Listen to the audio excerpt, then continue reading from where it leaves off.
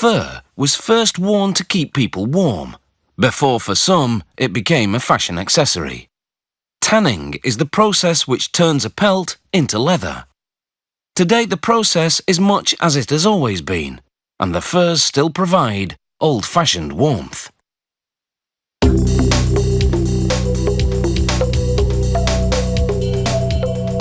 These beaver pelts have been purchased at auction. They're sorted and the quality of the hair is inspected to determine the type of garment they're suitable for. A lot number is hammered into the underside of the pelt. It perforates the skin. This technique is used so that the number stays on the pelt during processing. The ear cartilage is cut out using a pneumatic punch. It's important to get rid of the cartilage early on to enable the pelts to pass through machines during the tanning process.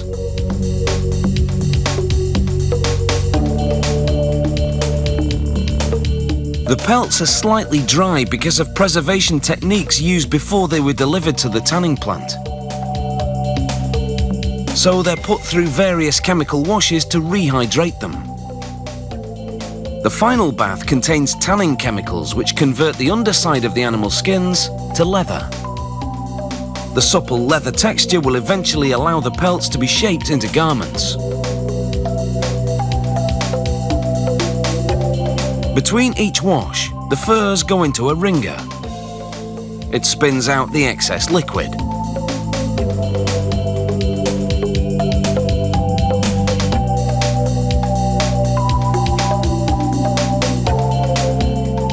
All that moisture has caused the pelt to thicken, so they thin it down with a spinning blade called a flesher's knife.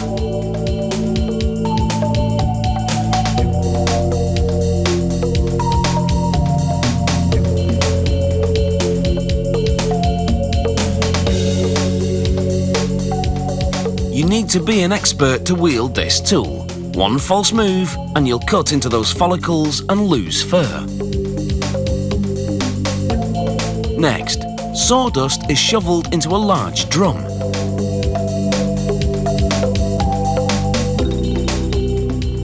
The pelts are placed in the drum along with the sawdust and a mineral solution is added.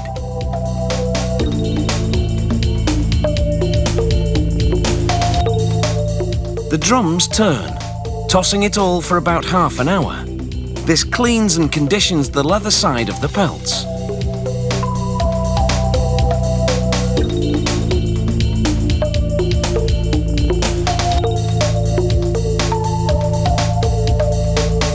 The furs are still damp when they emerge, so they are hung over wooden dowels to dry, leather side up.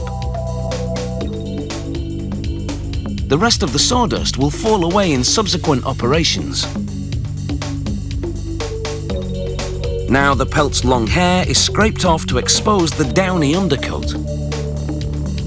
This undercoat has a more desirable look and texture.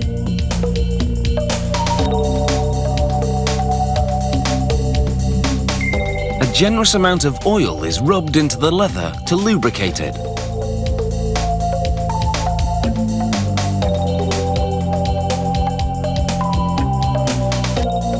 Then the pelt is tossed into a kicker box, and you can see where it got its name. The kicking action causes the oils to penetrate the skin. Next, a spinning metal wheel tugs at the pelt to stretch it.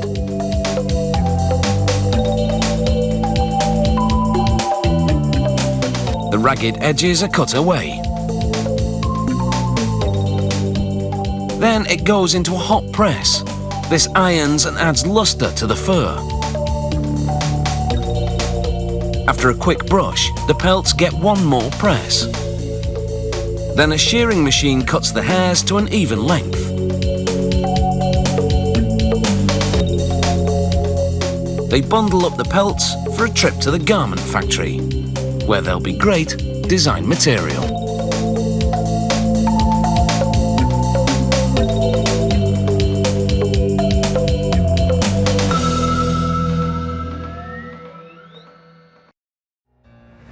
never slow up, no I don't take shit, I got no